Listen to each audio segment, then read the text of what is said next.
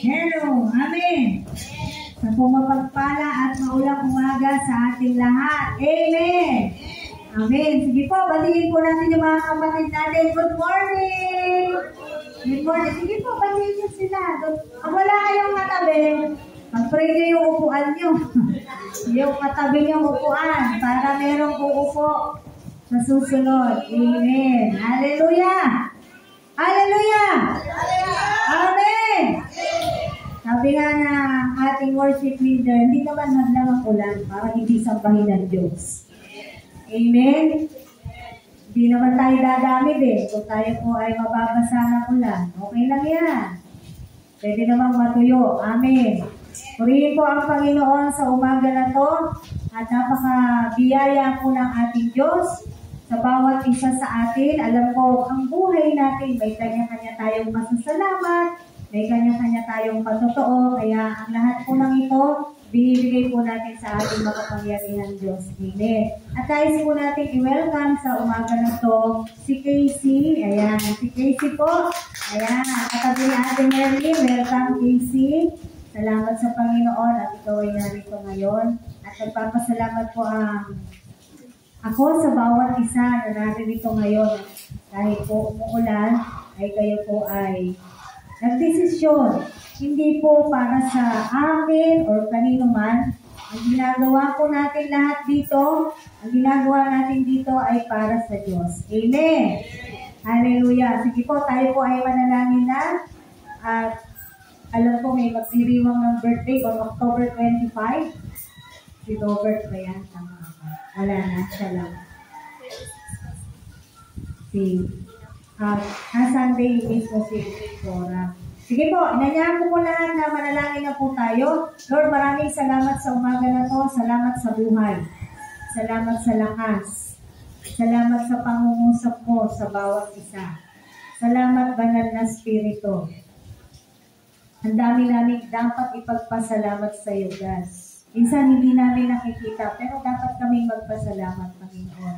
Tunay nga, Lord, tinataas namin. Walang iba sa lugar na to, kundi ikaw lamang. Ang pangalan mo lamang, niluluwalhati at dinadakila po namin sa lugar na to, O Diyos. Nawa, simula pa kanina, nabigyan ka namin ng kaluguran sa pamamagitan ng pag-awit namin sa iyo, God. At kaya sa pag-aaral ng iyong salita, patuloy na mag-usap ka, Banal na Espiritu. We continue to welcome you in our midst right now. In Jesus' name, Lord. Wala pong ibang makakapagpahayag, walang ibang makakapunawan sa amin kung hindi tanging ikaw lang, Panginoon. At wala rin ibang makakatanggap sa amin ng buong buo kung hindi ikaw lamang, O Diyos. Kaya naman, Panginoon, salamat kasi tinatanggap mo kami. Salamat kasi inuunawa mo kami. Salamat sa kabila ng mga pagkukulang, kamalian, kasalanan. Lord, nandiyan ka palagi para kami tanggapin at para kami yakapin, O Diyos. Salamat po. Dalangin namin si Robert na magdiriwang ng kanyang birthday sa October 25. I-bless mo po siya, Panginoon, at patuloy anuman ang desire ng kanyang puso, Lord God. Ikaw yung nakakaalam nito, pagkaloob mo po ito sa kanya. Dahil alam namin, Lord, hindi maiksi ang iyong kamay upang hindi ipagkaloob ang mga bagay na nararapat para sa mga tumatawag sa iyo. Kaya salamat po. At sa bawat isa sa amin na narito ngayon, God, alam mo yung laman ng puso namin. Alam mo yung laman ng isip namin, Lord God. We pray, Lord, sa kabila ng lahat ng marami naming naiisip o maraming alalahanin, yung focus namin, yung puso namin, nasa iyo lang, O God. Salamat po sa aming dalangin sa pangalan ng Panginoong Hesus. Amen! Amen! Hallelujah! Hallelujah! Kanina po, kaya medyo nawalan tayo ng sound. Ay merong nagka-problema po yung ating ginagamit. Pero salamat sa Diyos. Sana hindi na maulit yung problema ng ating sound. Nung nakaraang Sunday po, ang pinag-usapan po natin ay, ano nga po yun? I am Jesus witness. Tayo pong lahat ay witness ng ating Panginoong Jesus. Paano po tayo mag-witness? We will tell, Ama, sasabihin po natin sa kanila ang alin. Kung anong nakita natin, kung anong narinig natin, Panginoong Jesus. Amen. So, yun po yung ating pinag-usapan nung nakaraang linggo. And today, pag-usapan naman po natin at sasabihin natin uli, personal, palagi, personal po yung mga sasabihin natin at pinag-aaralan natin ngayon. I am for Jesus. Sabihin nga po natin, I am for Jesus. Ako ay para kay Jesus. Walang iba. Walang ibang nagmamay-ari sa atin kung hindi ang ating Panginoong Jesus. I am for Jesus. Let's open our Bible on 2 Chronicles chapter 7, verse 14. Ikalawang Kronika, Kabanata 7, Talata 14. Tagalog na po yan. 2 Chronicles chapter 7, verse 14. Babasahin ko muna po siya sa New Living Translation and then babasahin din po natin siya sa Tagalog. Nakita na po natin? Amen. Basahin po natin kung ano man pong version, yung hawak-hawak po ninyo or yung inyo pong Bible. 2 Chronicles chapter 7, verse 14. Then, if my people who are called by my name will humble themselves and pray and seek my face and turn from their wicked ways, I will hear from heaven and will forgive their sins and restore their land. Amen. Basahin po natin sa Tagalog, ikalawang Kronika, na Tagalog naman po, 2 Chronicles chapter 7, verse 14. Sino po yung nakakita na sa Tagalog? Tagalog po. RC, meron ka? Pakibasa po ng malakas sa Tagalog. Ngunit sa sandaling ang bayang ito na aking pinili ay magpakumbaba, manalangin, hanapin ako at taligdan ang kanilang kasamaan, nilingin ko sila, patatawarin ko sila, at ibabalik ko sa kanilang lupain ang katiwasayan at kasamaan. Amen. Salamat Panginoon sa pagkabasa ng iyong salita. Banal na Espiritu, ikaw po yung aming tagapagturo, ikaw po yung mangusap sa amin Panginoon. Hallelujah. I am for Jesus. Ako ay para kay Jesus. Amen. No? At ito pong ating verse ngayon, malaki po yung bahagi natin para sa bansa natin. Malaki po yung responsibilidad natin bilang isang Pilipino. Amen. Ito pong salita na to ay sinabi ng Diyos sa mga Israelita. Amen po. Sa Israelita pala yan hindi para sa atin yan. Pero, ang magandang balita nito, ito po, nung panahon na to, yung mensahe na to, ay para sa mga Israelita. Dahil naitayo nga po yung napakagandang templo na si Solomon ang gumawa. Amen. Kung naano nyo po yung Bible, sa history. So, ito yung sinabi ng Panginoon. Nandyan ang presensya niya, sabi ng Diyos. Mananahan siya dyan sa templo na yan, sabi ng Diyos. No? Pero ito ay sinabi niya sa mga Israelita. Pero ang magandang balita, kahit po, yan ay sinabi niya noong panahon sa mga Israelita na yan, yan din po ay mensahe para sa atin ngayon. Bakit? Sa pamamagitan ng ating Panginoong Jesus, amen, siya yung gumawa ng paraan para ang bawat isa sa atin ay makatawag, makalapit, makatulog sa Diyos. Remember nung namatay si Jesus, ano nangyari? Nahati, napunit ang tabing, sabi po ng Biblia. Dahil noong unang panahon, ang mga punong saserdote lamang ang nakakapasok sa kabanal-banalan para mag-alay at manalangin. Pero dahil sa ginawa ng ating Panginoong Jesus, He made a way para ang bawat isa sa atin, ang bawat tao ay makalapit at ayon sa Korinto, tayo ngayon ay ano na? Templo ng banal na Espiritu. Hindi po lahat pinananahanan ng banal na Espiritu ng Diyos. Amen. Kung hindi po anak ng Diyos, hindi po siya pananahanan ng banal na Espiritu Santo. At gusto rin natin gawing maliwanag, hindi po lahat ng tao ay anak ng Diyos. Sino lang ang anak ng Diyos? Yung mga nananampalataya sa Kanya. Maliwanag po yan na sinasabi sa Biblia. Pero lahat ng tao, nilikha ng Diyos. Balik po tayo dito sa ating pinag-aaralan. Sabi rito ng Kronika, sabi nga natin, noon, sinabi ito sa mga Israelita, pero ngayong araw na to, no, sabi nga natin, panahon na natin to, napakatagal nang nasulat ng Biblia, napakatagal nang nangyari yan. Ito pa rin po ang mensahe ng Diyos sa atin. Bakit? Dahil sa ating Panginoong Hesus, tayo po ngayon ay malaya na nakakalapit at nakadudulog sa Kanya. Tayo po ay pinananahanan ng banal na Espiritu ng Diyos. Basahin niyo na lang ulit sa inyong mga Bible sa 1 Corinthians. Amen? Because of our Lord Jesus Christ, we can draw near to Him. Malaya na po tayong lalapit. Malaya na po tayong mananalangin, nakakapanalangin, at malaya na po tayong mag-repent. Ano yung mag-repent? Humingi na tawad. Amen. You are for God.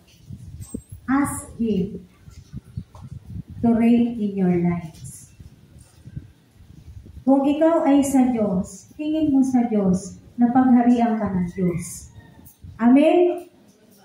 Ikaw ay sa Diyos, siningin mo sa Diyos na ang manguna sa buhay mo, sa buhay nating lahat, ng mga mananampalataya ay ang Diyos. Ang mga tao, ang mga Pilipino, lalo na po sa panahon natin ngayon, alam natin kung anong nangyayari, hindi pa rin po tumitigil ang mga pagyanig dito sa ating bansa.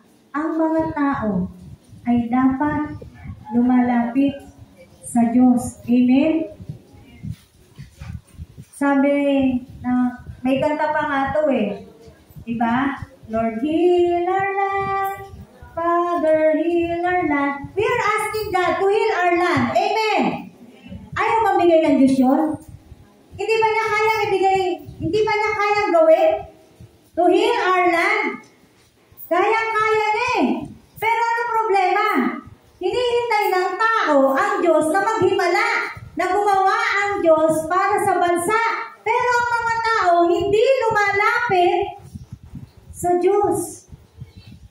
Gusto ng Diyos tumanggap. Pero ayaw ng tao, ay gusto ng mga tao tumanggap. Pero ayaw ng mga tao na magbigay para sa Diyos. Ayaw ng mga tao na gumawa para sa Diyos. Ayaw ng mga tao na magsakripisyo para sa Diyos. Ayaw ng mga tao masaktan para sa Diyos. Ayaw ng mga tao mahirapan para sa Diyos. Ayaw ng mga tao mabasa ng ulan para sa Diyos. Pero anong sinasabi? Lord, tulungan mo yung bansa namin. Lord, tulungan mo yung bayan namin. Gusto ganun. Panalangin ang panalangin. Lord, heal our land. Pero maliwanag naman po yung sinasabi dito sa pinag-aaralan natin sa Kronika. Baka sabihin nyo, Old Testament yan. Pastor Ray. Punta tayo sa New Testament. James, chapter 4, verse 8 to 10. Yung James po sa Tagalog ay Santiago. James chapter 4, verse 8 to 10. Ano po sinasabi ng Diyos dito sa Santiago or sa James?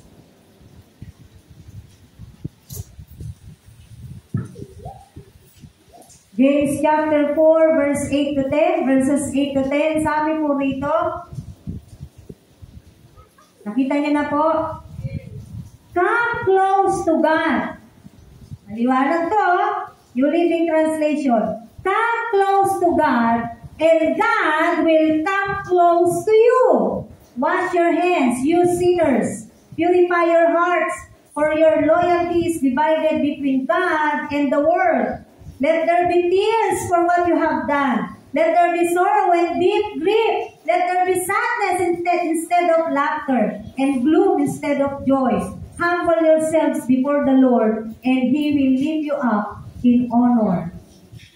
Sa Tagalog, Santiago 4:8. Sabi po rito, Verse 8. Lumapit kayo sa Diyos at ano mangyayari? Lalapit siya sa inyo. Pakitulungan sila, sister. Ayan. Okay lang po yan. Maganda kasi nababasa rin nila. Yan. Baka malay nyo, niloloko ko na pala kayo. Di ba? Hindi nyo alam, niloloko ko na kayo. Kaya maganda, meron po tayong Bible at nababasa natin mismo sa ating mga mata ano yung sinasabi natin dito. Ulitin natin, sabi ng verse 8. Lumapit kayo sa Diyos at lalapit siya sa inyo. May malabo po ba doon? Kailan lalapit ang Diyos sa atin? Kapag lalapit tayo. Ang problema, pumunti yung lumalapit. Karamihan sa mga tao ayaw lumapit sa Diyos. Amen. Pero ano pinagpe-pray ng bansang Pilipinas? Lord, heal our land. Maliwanag na sinasabi ng Diyos. Lapit ka. Kailangan mo ako, diba? Sa akin ka lalapit. Ako yung kailangan mo. Ako yung tunay na Diyos. Ako yung Diyos mo. Sa akin ka hihingi. Tuloy po natin. Linisin ninyo sa ating paglapit sa Diyos, linisin ninyo ang inyong mga kamay, kayong mga makasalanan. Linisin ninyo ang inyong puso, kayong pabago-bago ang isip. Mamighati kayo, maghinagpis at tumangis. Palitan ninyo ng pagluha ang inyong halakhakan at ng kapanglawan ang inyong kagalakan. Magpakababa kayo sa harapan ng Panginoon at itataas niya kayo. Yung po bang kailangan natin para sa nangyayari ngayon sa ating bansa? Is it urgent? Yes or no? Kailangan po ba natin ng tulong? Yes! Kung kailangan mo ng tulong, halimbawa sa isang tao, paano yung kailangan mo ng tulong? Hindi ba halos hilahin mo na siya? Sige na kapatid, dali ka na yung ano ko, nanganganin. Hindi mo ba ganyan? Wala namang nangangailangan. Ay, nangangailangan ng tulong. Wala namang ganun eh. The world is corrupted. And the world needs God. Paano humihingi? Ano sabi ng Biblia? Kayong mga makasalanan, paano tayo dapat lumapit? Mamighati ka. Pagsisi ka, sabi mo sa Panginoon, patawad Lord, patawad. Magpakababa ka. Aminin mo yung kasalanan mo. Aminin mo yung pagkukulang mo. Aminin natin yung pagkakamali natin. Ganyan po dapat ang ginagawa. Hindi lang tayo, pati ng mga tao. Sana. Pero nakikita natin sa simpleng nangyari ngayon, umulan. Wala na ulit tao. Amen? Ngayon, sabi rito, ano yung kailangan nating gawin para ang Diyos hihil ang land? Bilang tayo po ay mga tao na nakatira sa bansang Pilipinas at bahagi ng bansa na to, no? Tayo po ay may responsibilidad, hindi lamang sa ating mga sarili, hindi lamang sa ating pamilya, hindi lamang sa ating kapaligiran, kung hindi sa ating din pong bansa. Amen mo ba kayo doon? We are responsible also for what is happening to our nation. Ang mga tao, responsable po sila sa kanilang bansa. Responsable tayong lahat sa kung anong nangyayari sa ating bansa. Lagi ko itong sinasabi, anong mangyari sa bansa na to, hindi ba tayo apektado? Kung mawala na ng supply ng pagkain dito sa bansa na to, hindi ba tayo apektado? Hindi ba apektado po tayo? No? Kaya responsable po ang bawat isa sa atin. Ang mga tao, sana, hindi nila naiisip kung gaano kahalaga yung ating tungkulin para sa bansa na ito. At yung tungkulin din natin para sa Diyos. Tayo po, ang paglapit natin sa Diyos ay napakahalaga. Sabi in history, kung mag-aaral tayo, ang Pilipinas ay Christian nation. Diba? Sinasabi nila yan, the Philippines is a Christian nation. Actually, hindi totoo yan. If the Philippines is a Christian nation, then all of us will bow down to the Lord our God. Amen. Bakit lang siya tinawag na Christian nation? Kasi ang pakahulugan nila sa Christian, when you believe to Jesus Christ, you are a Christian. But what is the real meaning of the word Christian again?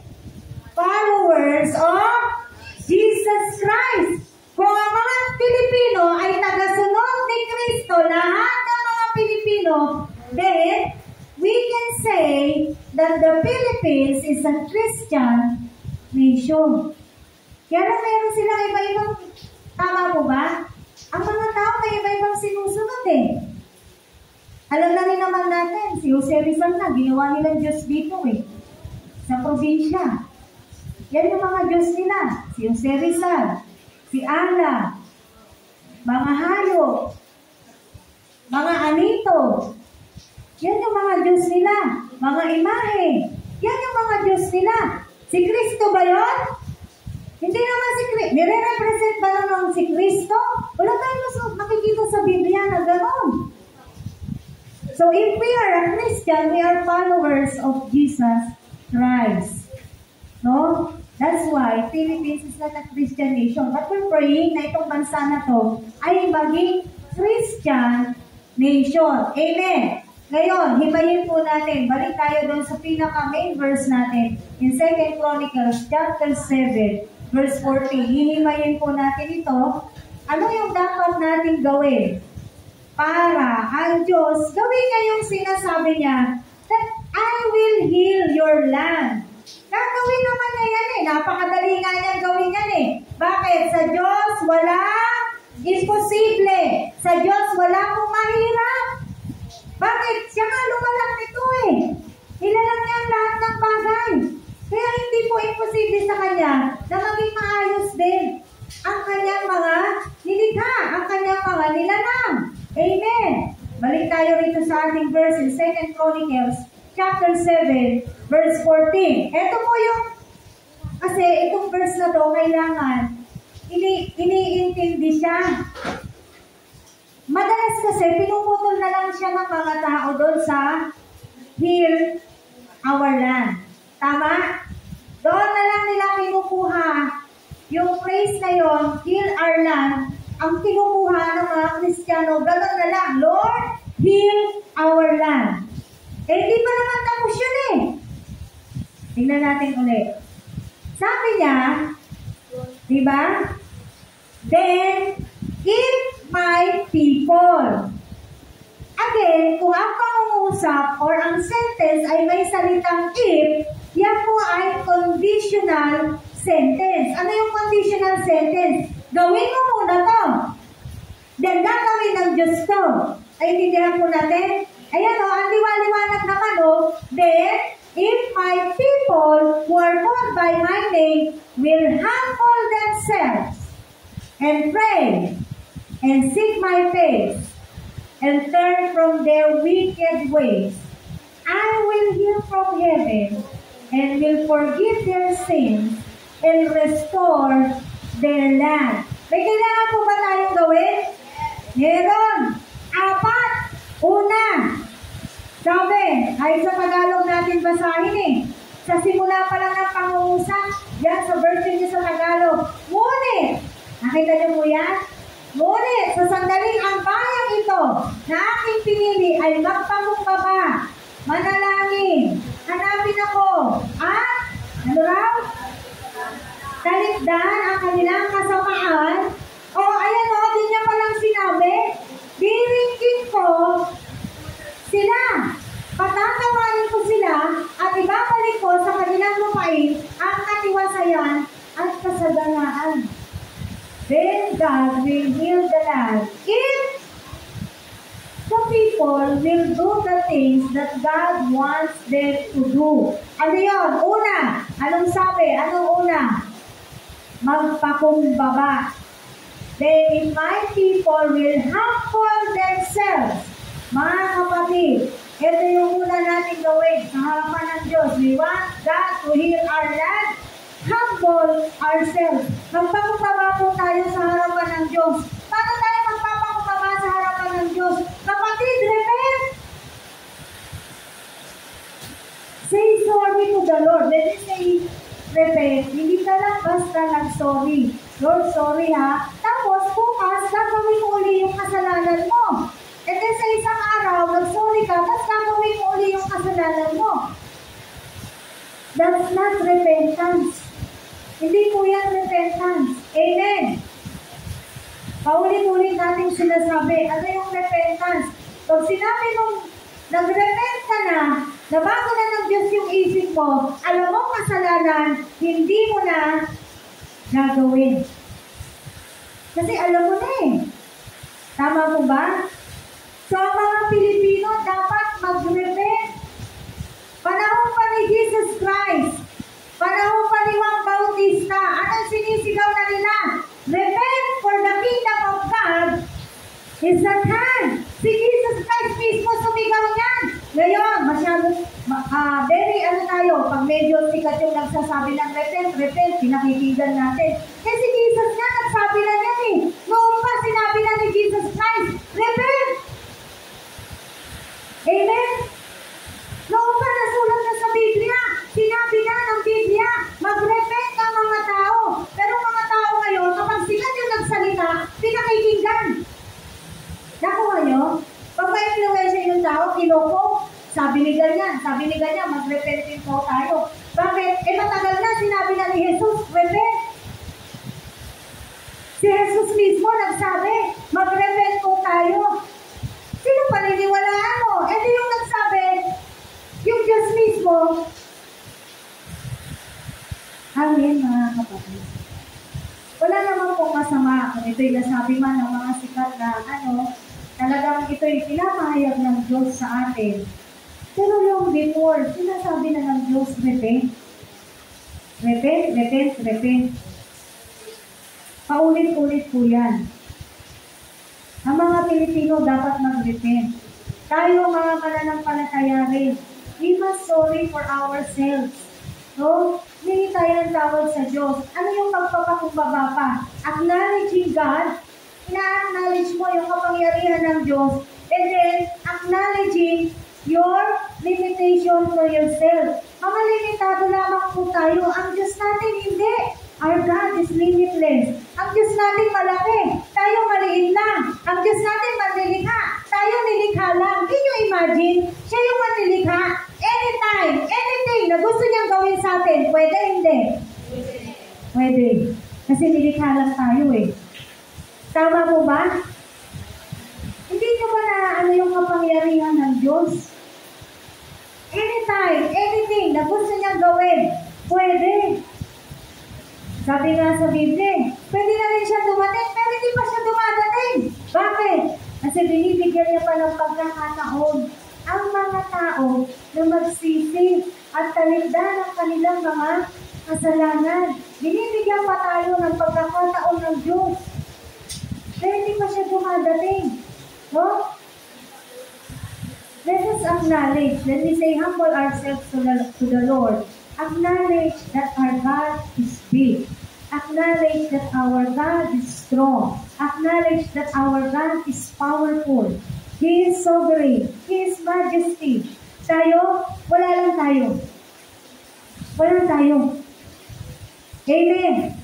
We are just a very small, very small creation of God. But we are special in the sight of God. That's why God loves us so much. Mahal na mahal po tayo ng Diyos. Kaya nga, lagi niya sinasabi, magsisi na kayo. Talikdan niyo yung kasalanan niyo. Why? Dahil sa laki ng pagmamahal ng Diyos sa tao, gusto niya maligtas ang mga tao. Kapag ang tao hindi naligtas, kanino desisyon? sa Diyos? Hindi. Tama po ba? Kanino desisyon kapag ang tao ay napahamak, napunta siya doon sa piling ng kaaway? Sinong nagdesisyon nun? Ang Diyos po ba? Nilagay ba siya ng Diyos doon? Hindi. Nilagay niya yung sarili niya doon. Tama. Bakit? Hindi siya nanampalataya eh. Hindi siya sumunod eh. Lagi natin inuulit-ulit yung bagay na yan. Kasi sinasabi ng mga tao, dadalhin ka ng Diyos sa impyerno. Hindi nagdadala ang Diyos ng tao sa impyerno. Kung hindi, siya yung maghuhusga, at dahil sa iyong ginawa, mahuhusgahan ka, ayon sa iyong ginawa, kaya kung doon ka mapupunta, doon ka mapupunta. Base lang din yun sa'yo. Base lang din yun sa ating mga ginawa. Naunawaan mo ba natin? Kaya mga kapatid, let us acknowledge our God in our lives. Let us humble down ourselves to our God. So una, magpakumbaba. Pangalawa, anong sabi niya dapat natin gawin? No? Magpakumbaba. Tapos, manalangin. Pray. Pray unceasingly. 1 Thessalonians 5:16 to 18. Unang Thessalonica, basahin po natin. Unang Thessalonica.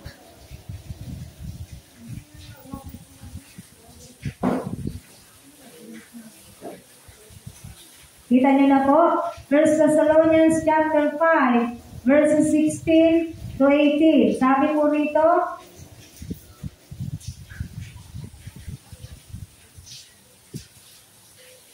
ayan, makapit yung Biblia ko. 1 Thessalonians, unang Thessalonica, ang sabi rito, magalak kayong lagi, maging matyaga sa pananalangin. Ipagpasalamat ninyo sa pangalan ni Kristo Jesus ang lahat ng pangyayari sapagkat yaon ang ibig ng Diyos. Mga kapatid, sabi dito, maging matyaga sa pananalangin. Hindi pa po natin nakukuha yung sagot ng Diyos. Kaya magtsatsaga, wala po hindi tayo titigil sa kakapanalangin natin, sa pagtawag natin sa Diyos, sa paglapit po natin sa Diyos. Parang yung babaeng balo na nangulit siya ng nangulit doon sa masamang hukom. Kahit masama yung hukom na yon, pinagkaloob niya yung kahilingan ng babaeng balo. Ano pa kaya ang ating Diyos? Amen.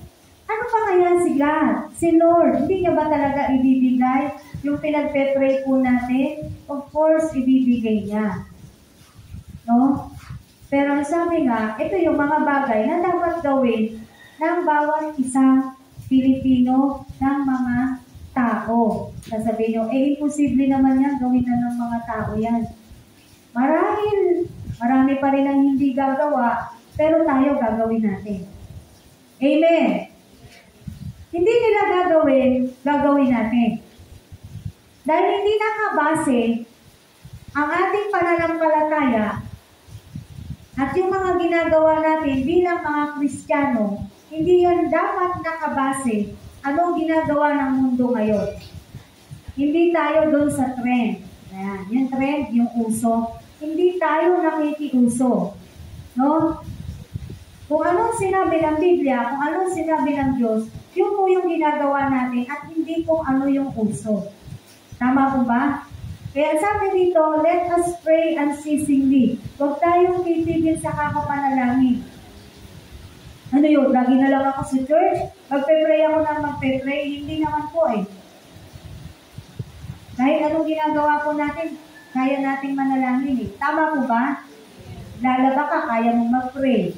Huhugas ka ng plato, nakakapanalangin ka. Nagtatrabaho ka, kaya mong manalangin kahit sa isip mo lang. Kahit anong ginagawa po natin, kaya po nating manalangin. Kaya nga sinabi dito, pray unceasingly. Amen? At isa pong bagay, hindi po dapat pinagsasawaan ang pananalangin sa Diyos, ang pagtawag sa Diyos, ang paglapit sa Diyos. Karamihan ngayon na-anxiety na dahil sa nangyayari. Karamihan sa mga Pilipino natatakot na dahil sa nangyayari sa bansa po natin. Diba? Ako nga, sabi ko nga sa inyo, nung talagang sunod-sunod yung lindol, may gabing hindi na rin ako nakatulog kasi iniisip ko, Lord, may lindol ba ngayong gabi? Diba naiisip mo eh? Bakit? May sinabi ba si Lord na yung lugar mo, hindi yan lilindulin? Wala namang ganun eh. So nagkakaroon na ng anxiety ang mga tao, kailangan po natin ng Diyos. Filipos 4:6-7. Binibilisan ko na lamang po. Philippians chapter 4, verses 6-7. Hindi po siya sa Tagalog. Sabi po rito, huwag kayong mabalisa tungkol sa anumang bagay. Sa halip ay hindi ninyo sa Diyos ang lahat ng inyong kailangan sa pamamagitan ng panalangin may pasasalamat. At ang di malirip na kapayapaan ng Diyos ang mag-iingat sa inyong puso at pag-iisip sa pamamagitan ni Kristo Jesus. Sa ating pong kabalisahan, sa ating pong pagkatakot, manalangin po tayo at ang ating Panginoong Jesus, bibigyan niya po tayo ng kapayapaan. Walang katumbas na halaga o any material things pag ang nagbigay ng kapayapaan po sa atin ay ang ating pong Diyos. Amen. Bagaman totoo po ito, lilindulin ang masama at mabuti. Totoo naman yan, tama? Kung paano ang ulan, pumapatak siya sa masama at mabuti. Tama. Ang araw, sumisikat siya sa masama at mabuti. Wala naman palang pagkakaiba. Huwag na mag-born again. Wala naman difference eh. Pareho lang naman pala eh. Yung biyaya ng Diyos, binibigay niya rin sa masama at mabuti. Huwag na mag-born again. Huwag na mag-church. Huwag na sumamba. Huwag na sumunod kay Kristo. Pareho lang naman pala eh. Pero sinabi ng Biblia, darating ang araw, makikita natin ang kahihinatnan ng mga masasama. Amen? Makikita natin ano ang mangyayari. Nakasulat po yan sa awit. Kung kayo po'y nagbabasa ng Biblia, ano kahihinatnan ng mga masasama? Balang araw, kung hindi po sila tatalikod, kung hindi po sila magsisisi sa Diyos, malaki yung magiging kaibahan ng kahihinatnan ng mga masasama at ng mga mabubuti. Tamang lilindulin tayong lahat, masama at mabuti.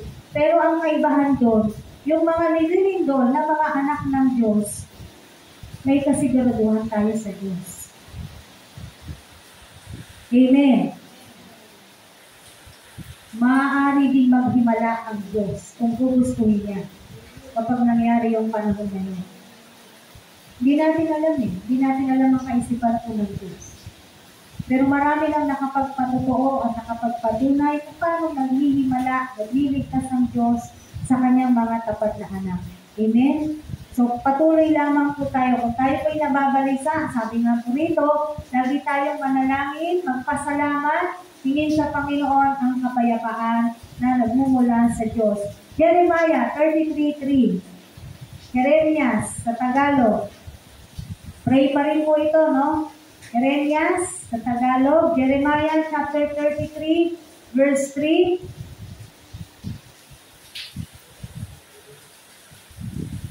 Nandiyan na po kayo? Kung tatawag ka sa akin, tutugunin kita. At ipahahayag ko sa iyo ang mga bagay na mahiwaga na hindi mo nauunawaan. Nakita po natin to, yung pagtawag natin sa Panginoon, tayo po ay tinutugon ng Diyos. Kumbaga, hindi bulag, hindi bingi ang Diyos sa mga panalangin ng kanyang mga tapat na anak. Tutugunin po tayo ng Diyos. Ipapakita po sa atin ng Diyos ano ang kahulugan ng lahat ng bagay na to. Ipauunawa po sa atin ng Diyos. Bakit nangyayari ang mga bagay na to? Amen. No, so makikita po natin, tumutugon po ang ating Panginoon. Kaya mga kapatid, hindi nasasayang ang paglapit natin sa Diyos. Hindi nasasayang yung pagtulong, yung pananalangin natin sa Diyos. Dito, kada Biyernes, meron po tayong araw ng pananalangin. Hindi po tayo nagsasawang lumapit sa Panginoon. Bakit? Alam natin, tumutugon ang Diyos. Bakit tapat ang Diyos? Kapag nangako siya, ginagawa po niya. 1 Peter chapter 3 verse 12. Unang Pedro. 1 Peter chapter 3 verse 12. Sabi po rito,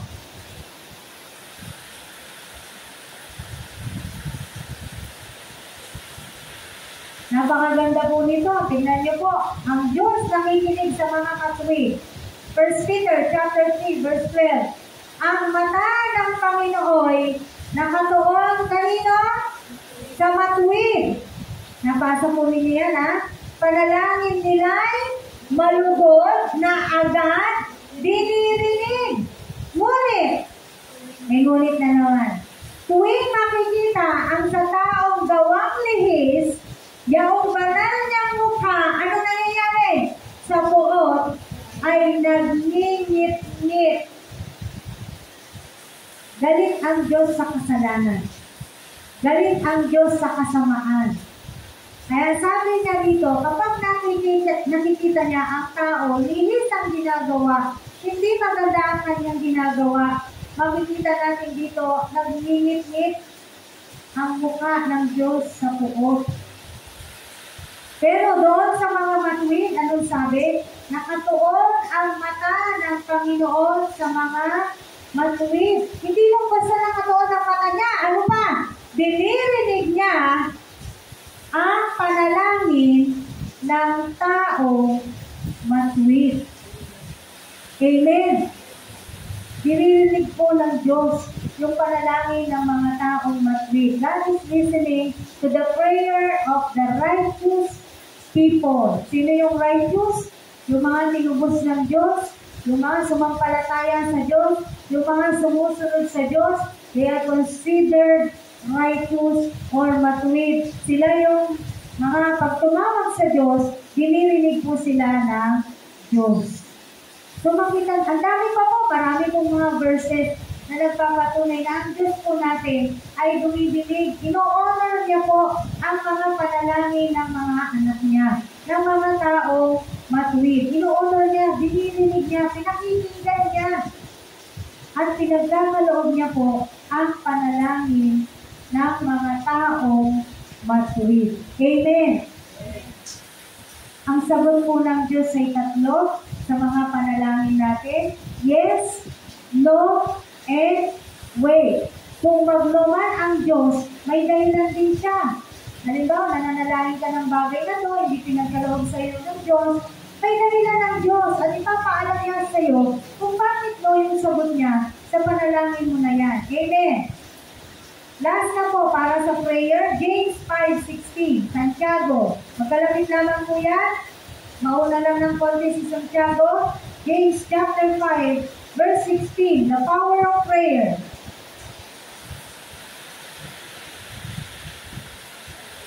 Ano sabi rito?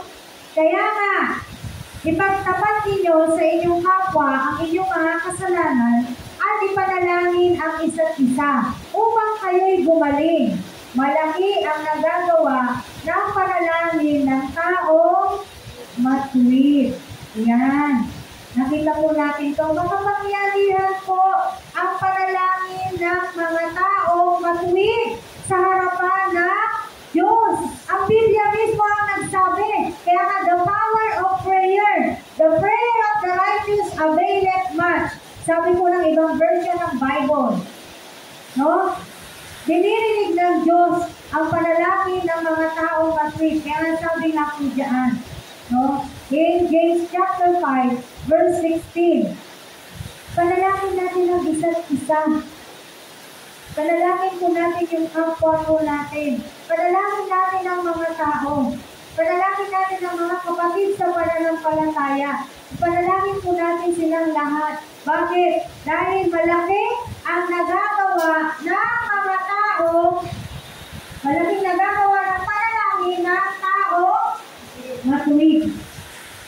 So may pagkakaiba kapag ang nanalangin ay taong matuwid at taong hindi matuwid. Ganyan po, sinasabi ko dyan. Ngayon, doon naman sa sinasabi niya sa unang pangangusap, pagtapat ninyo sa inyong kapwa ang inyong mga kasalanan, ay talugtong po yan. At ipanalangin sa isa't isa. Kung nag-confess man, nag-share man ang kapatiran na kanyang maling nagawa, hindi na po natin trabaho ay pagkalat yan sa iba. Walang mananampalataya na spreading chismis. Ang mga mananampalataya, ang ini-spread po natin ay gospel. Amen. Kung pinagkatiwalaan ka ng tao, sis, alam mo ba, ganito yung nagawa ko. Pag-pray mo nga ako. Kung nagtiwala yung tao sa'yo, keep that trust. Alagaan mo yung tiwala na yan. Hindi yung pagkaalis niya, uy, alam mo si sister, magano pala yan? Wala po tayong holy chismis. Amen. Unless, siya na yung mag-announce sa pangkalahatan, malalaman na talaga natin lahat. Ganyan. And then, anong gagawin? Ipanalangin. Nakita niyo po? Ipanalangin ang isa't isa. Yun yung gagawin after mag-confess ng kasalanan ng isang tao sa atin. So, pangalawang gagawin ng mga tao, pray. Pangatlo, seek my face. Sabi, in 2 Chronicles 7:14. Ano yung seek my face? Hanapin ako. Yan. Punta po tayo sa awit. Psalms 27, verses 7 to 8. Awit. Babasahin ko po siya sa New Living Translation. Psalms 27, verses 7 to 8.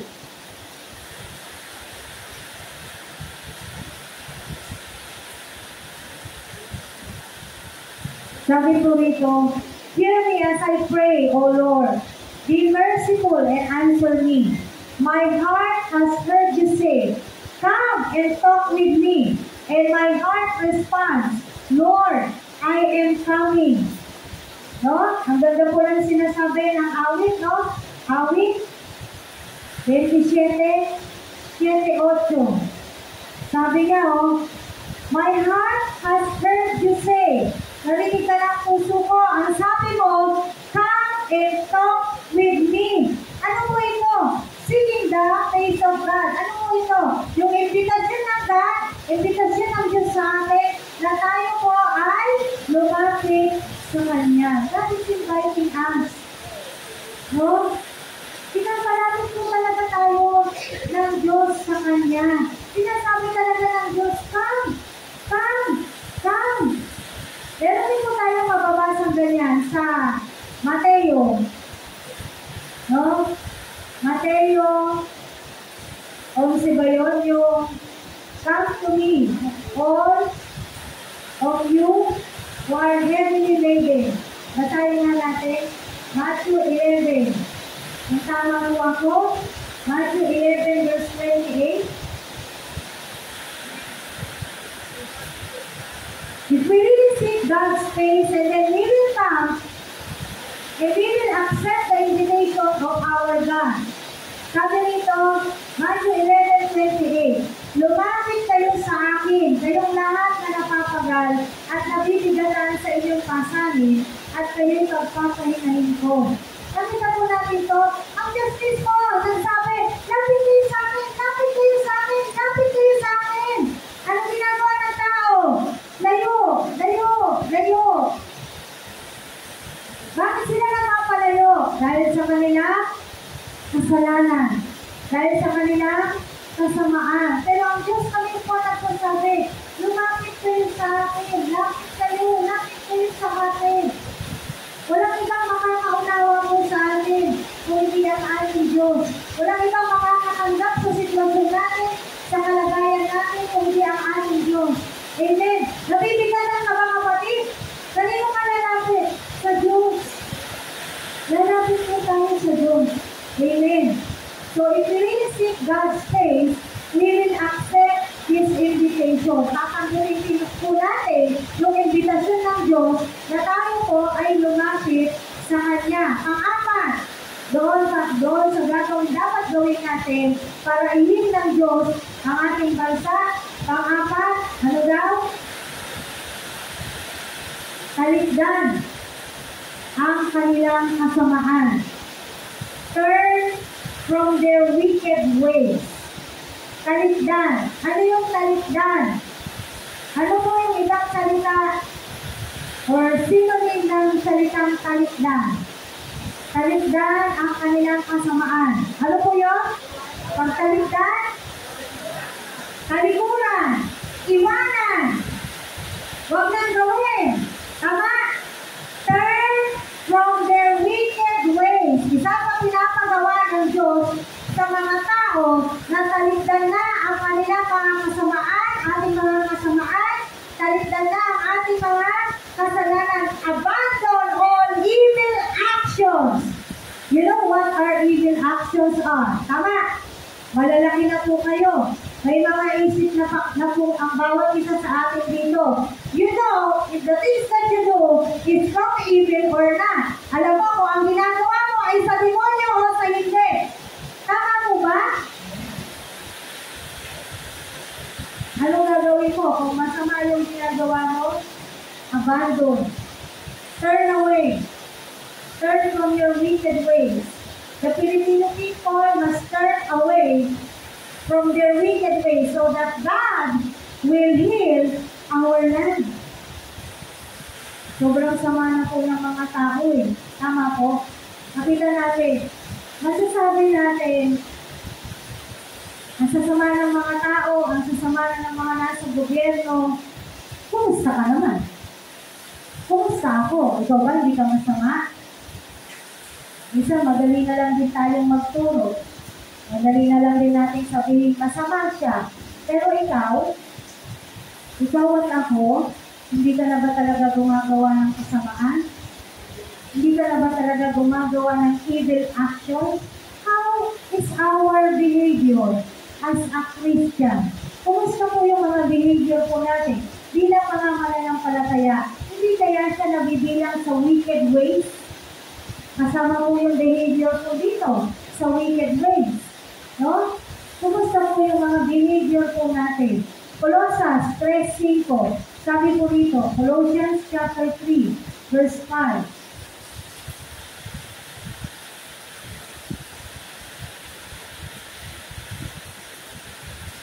Kaya dapat na mawala sa inyo ang mga pitang makalaman, pangangalunya, kahalayan, mahalay na simpuyon ng damdamin, masasamang nasa, at ang pag-iimbot na isang uri ng pagsamba sa Diyos-Diyosan. Are you not really engaged sa mga ganitong gawain? Mahalay na gawain, mahalay na simpuyon ng damdamin, nanonood ng mga hindi karapat-dapat panoorin. Sabi, born again na, pero ganito pa rin ang ginagawa. Sabi ng Biblia, dapat mawalan na sa inyo ang mga pitang makalaman. Amen. Yung mga pangangalunya, kahalayan, mahalay na simboyo ng damdamin, yung mga nilalasa ninyo na masama. Ano sabi? Dapat mawala na yan. Tanggalin na. May asawa na, nag-imagine pa ng iba. Tanggalin, mahalay yun, di ba? Hindi ba kahalayan yan? Sino bang makakaalam ng isip ng tao? Wala, Diyos lang. Yun yung mga mahalay po na bagay. Ang sabi, dapat mawala na yan sa atin. Isaiah 45 verse 20. Isaiah chapter 45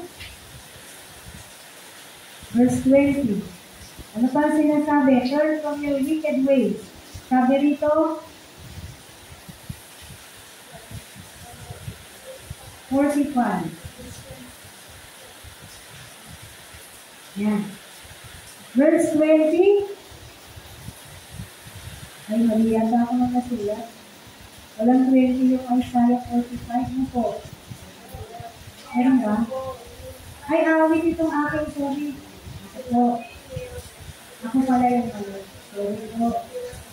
Apat na mata, nakamali ka. Isaiah 45 verse 20. Ang sabi po rito, sinabi ni Yahweh, halika kayong lahat ng mga natitirang buhay mula sa lahat ng bansa. Kayo mga mamang na nagpapasa ng mga idolong kahoy at dumadalangin sa mga Diyos na hindi makapagpiligtas. Humarap kayo sa paglilitis. Yan na. Turn from your wicked ways. Kasama po sa wicked ways ang pagsamba sa mga Diyos-Diyosan. Sabi rito, di ba, kayo mga hindi sa akin galing yung description eh. kayo mga manghang na nagpapasan ng mga idolong kahoy na dumadalangin sa mga Diyos na hindi makapagligtas. That is an abomination in the sight of our God. Ayaw po ng Diyos talaga. Ito po yung matagal na nating pinag-aaralan na nakasulat sa Biblia. Ayaw po ng Diyos na ang tao meron siyang mga sinasamba na iba. Ayaw ng Diyos na ang tao sumasamba sa mga Diyos-Diyosan. Sabi nga dito, yung mga dumadalangin, nagpapasa ng mga idolong kahoy, hindi po yan ang gusto ng Diyos. Amen po. So those things, yung mga ganong gawain po, ay hindi po maganda sa harapan ng ating Diyos. Ano ang tawag sa bansang Pilipinas ulit? Christian nation. Bakit? Malaking porsyento ng bansa na to ay mga Katoliko. Tama po ba? I do not have anything against them because I used to be one. Dati po akong ganyan. Lagi ko itong pinapatotoo sa inyo. I have my own faith. I have my own image. Meron akong sarili kong santo. Ang pamilya ko, yan ang kinalamihan ko. Pero, sabi ng Biblia, you shall know the truth and the truth will set you free. Ang tunay na Diyos ay Espiritu. John 4:24. Sasambahin natin siya sa Espiritu kasi siya ay Espiritu. Amen. Ayaw po ng Diyos na tayo po. Kaya sabi niya, darating na araw naman talaga, Judgment Day. Haharap tayo sa paglilitis ng Diyos. Kanina sumasamba ang bansang Pilipinas, hindi ba sa mga katulad po lang gano'n? Karamihan, tama po ba? Kasi 80%, kahit po hanggang ngayon, 83% ng bansang Pilipinas ay Catholic. Parang 3 to 5% lang yung Kristiyano. Kristiyano yung katulad natin. Amen? Mas malaki pa po yung porsyento ng mga Muslim sa atin, sa totoo lang, dito sa bansang Pilipinas. Mas marami pa pong Muslim. Yes. Pero dito tayo sa Biblia. Ang sinasabi ng Biblia, lumayo. Sabi, lumayo tayo dyan. Hindi natin dapat ginagawa niya. Kahit kung minsan masakit sa tenga, ganun po talaga ang Diyos eh. Masasaktan at masasaktan po tayo eh. Tama? Kaya kahit po sa mga kababayan natin, masasaktan talaga sila. Dahil sabi nga, yun na yung nakagistan nila, yun na yung nakamulatan nila. Pinanganak akong ganito, mamamatay akong ganito. Sabi nila, di ba? Sarado, kandado. Bakit gusto mong kandaduhan kung merong susi? Bakit pinipili nilang ilak kung binibigay ng Diyos ang susi? Amen? Kaya kaya nga, naunang binigay sa atin ng Diyos, I am Jesus' witness to tell to others what is true and who is the real God. Sino ang tunay na Diyos? Sino ang tunay na Jesus? Sino yung tunay na Kristo? That is our responsibility. Obligasyon po natin sabihin niya sa kanila. Ipaalam po sa kanila na yan po ang katotohanan. Amen. Revelation 9:20. Pahayag. Konti na lang po, matatapos na po tayo. Nalala ko si Pastor Ray, pag sinabi niya konti na lang, matatapos na tayo. Pahayag. 9:20. Pinakahuling aklat ng Biblia sa Bagong Tipan.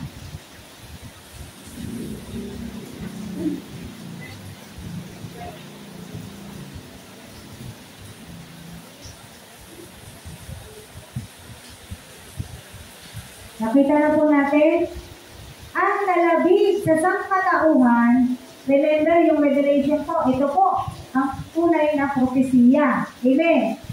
Ang nanabi sa sangkatauhan, yung hindi namatay sa mga salot na ito, ay hindi nagsisi.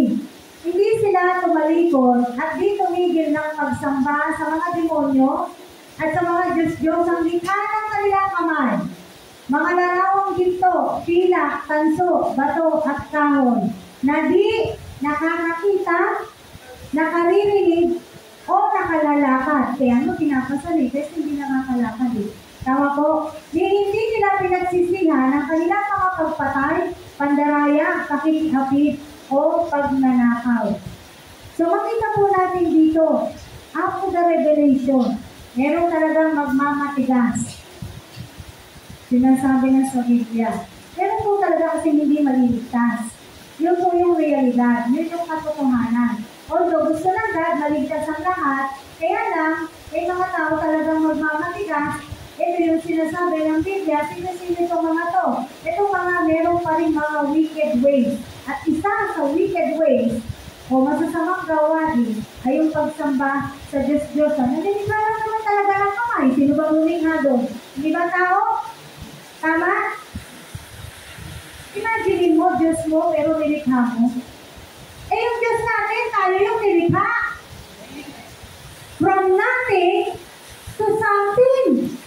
Eh yun eh, taong lumikha, tapos sasambahin mo. Tayo po naman siguro, yung logic na lang. Logic na lang. Ginawa ng tao, tapos sasambahin mo. Hindi, dinless naman yan sa simbahan. Kahit pa, yung katotohanan na yan ay ginawa pa rin ng tao. Nakakakita ba yun? Hindi. Nakakarinig? Hindi. Nakakapagsalita? Hindi. Nakakalakad? Hindi. Lahat hindi. Wala nang kayang gawin. Bakit? Kasi nga hindi siya Diyos eh. Tama po? Hindi nga po kasi siya Diyos. And mind you, hindi po ito yung sinasabi natin Diyos-Diyosan. Again and again, I tell you, ang mga tao, bukod sa mga ganitong Diyos-Diyosan nila, may mga sarili ding Diyos-Diyosan sa buhay nila. Uulitin ko, kung saan nauubos yung oras nyo, na hindi para sa Diyos, Diyos-Diyosan mo yan. Kung nauubos ang oras mo sa kaka-cellphone, Diyos mo na yung cellphone mo.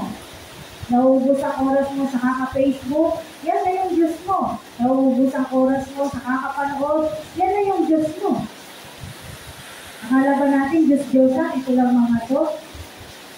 No? Marami pong uri ng Diyos-Diyosan, napag-aralan na po natin yan. Exodus 20 verse 3.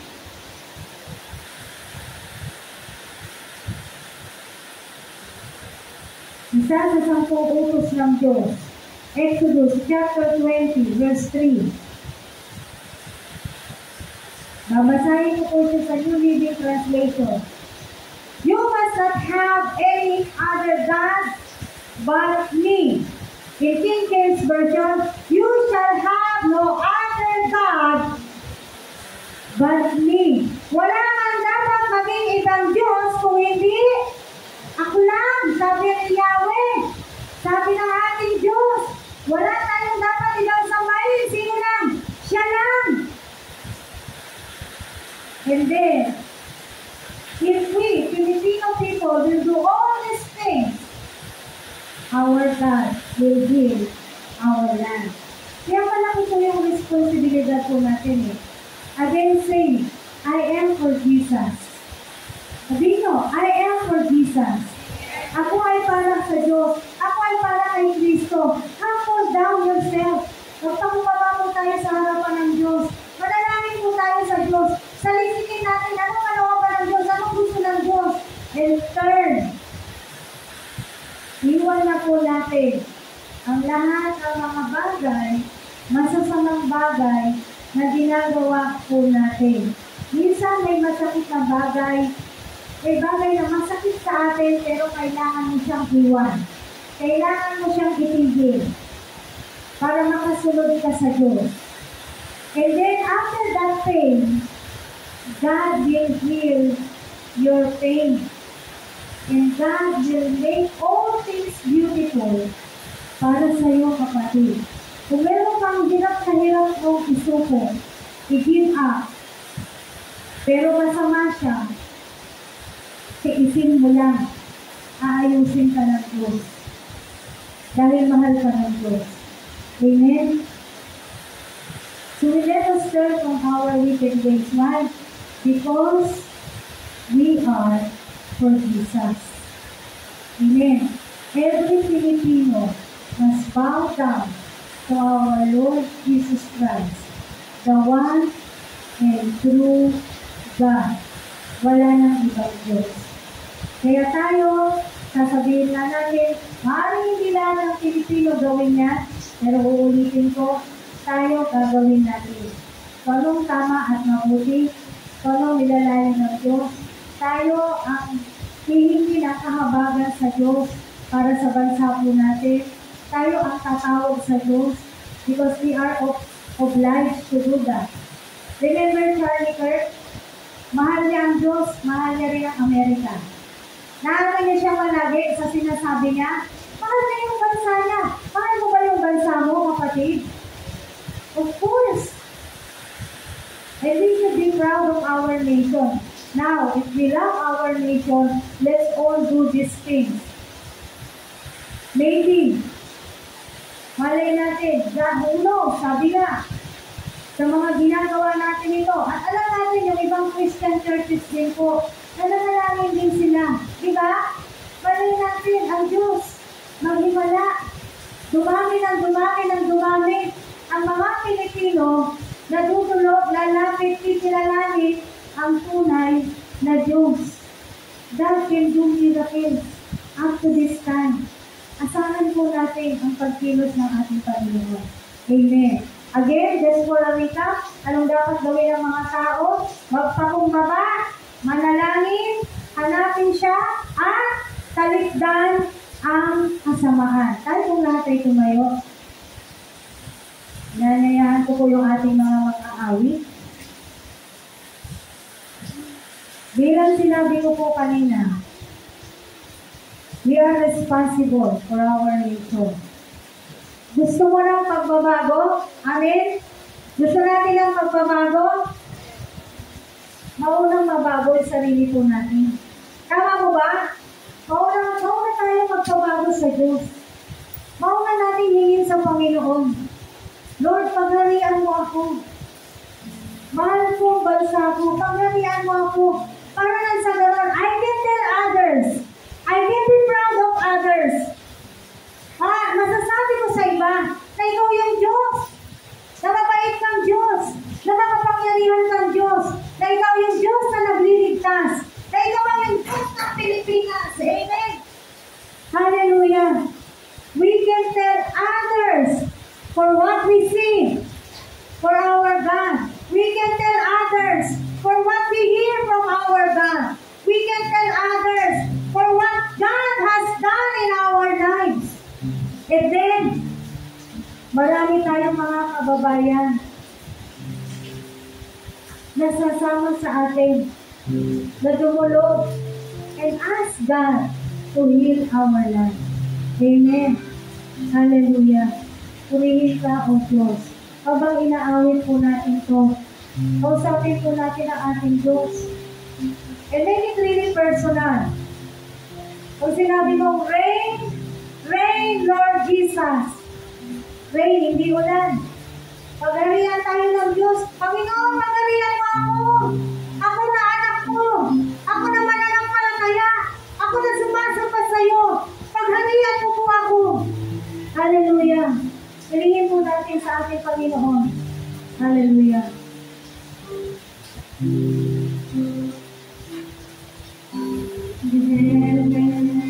Declare your glory. Nations bow before thee. And in this place, let your rays arise. The Philippines is for Christ. Rain, rain, Lord.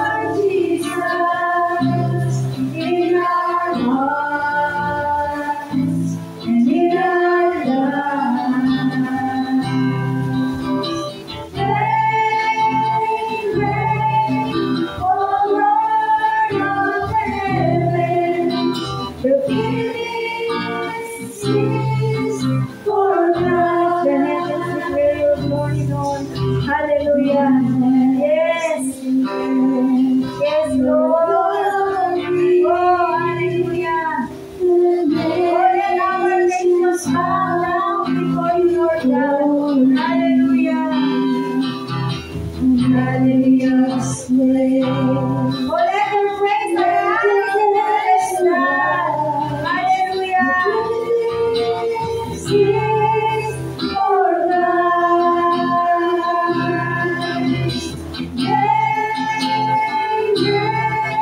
Lord Jesus, in our hearts, and in our lives.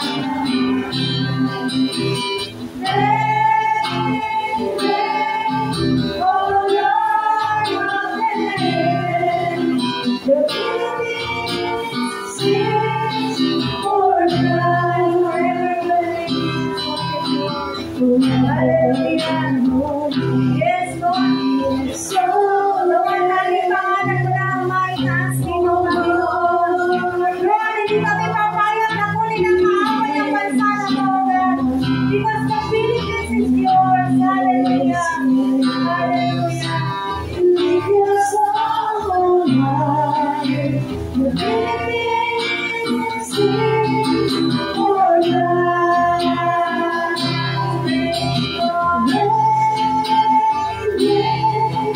Lord Jesus, in our hearts, and in our lives.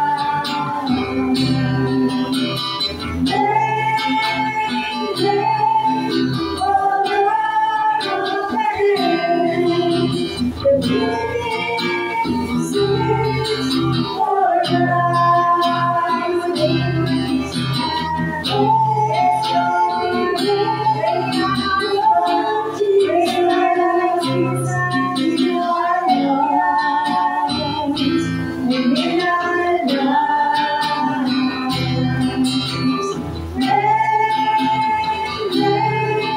Oh Lord of heaven, the Philippines sings for Christ. Reign, reign, Lord Jesus, in our hearts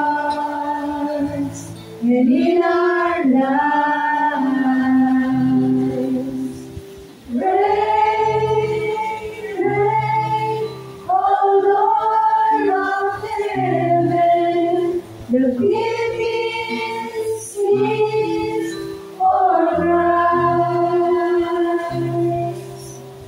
Reign, reign, Lord Jesus. Let us hear our prayer. Hallelujah. Oh yes, Lord. And you are now. Oh, hear our prayer, Lord. Reign in our hearts, Lord. Hallelujah. Oh Lord of heaven, the Philippines sings for Christ.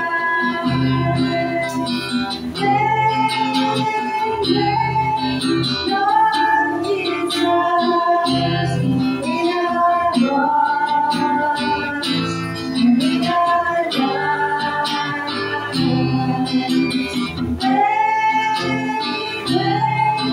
Oh Lord of heaven, the Philippines sings for Christ. The Philippines sings for Christ.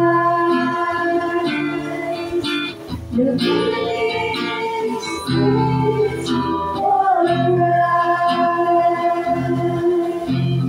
Yes, Lord. Ang bansa na ito ay sa iyo, Panginoon. And you love this nation, Lord God. You love the people here in this nation, Lord God.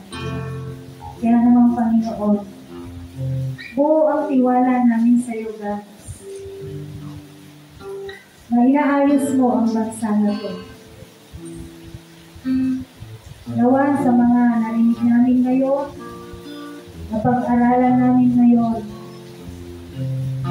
hindi na kami maging kaisa sa kung ano yung ginagawa ng mundo. For us to heal our land, we must humble ourselves unto you, Lord. We must pray unceasingly. We must seek your face and turn from our wicked ways. Nawa yung mga bagay na yun, Panginoon. Sa ngayon, hindi pa man ginagawa ng lahat ng Pilipino. Pero gawin na namin. Gawin na namin mga mananampalataya. Napatuloy kaming sumasama sa iyo, O Diyos, sa umaga na ito. Magmula sa amin, yung nilimiti naming pagbabago. Gusto naming mabago yung government, gusto naming mabago maraming bagay sa bansa na ito, Panginoon. Magsimula po sa amin yung pagbabago na yan bilang mga anak mo, Panginoon. We must tell others who is Jesus Christ. We must be proud of others who is God. Hindi namin dapat ikinakahiya kung sino yung tunay na Diyos, Panginoon. Kasi kami yung sinabihan mo. And this is your commandment, Lord God. Go and make disciples of all nations, Lord Jesus. Kaya naman, Panginoon, kahit yung iba hindi kami pinakikinggan, we will still go and make disciples.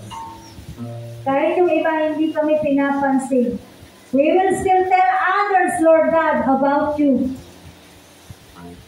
And make us strong enough and bold enough to share the gospel.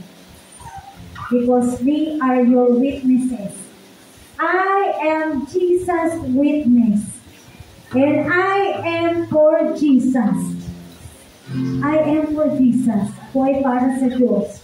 Yung lahat ng gagawin ko, Panginoon, ang lahat ng gagawin namin ay para sa iyo, patungkol sa iyo, sa ikaluluwalhati mo at ikalulugod mo, Panginoon. Salamat mo ng marami, O Diyos, sa umaga na ito.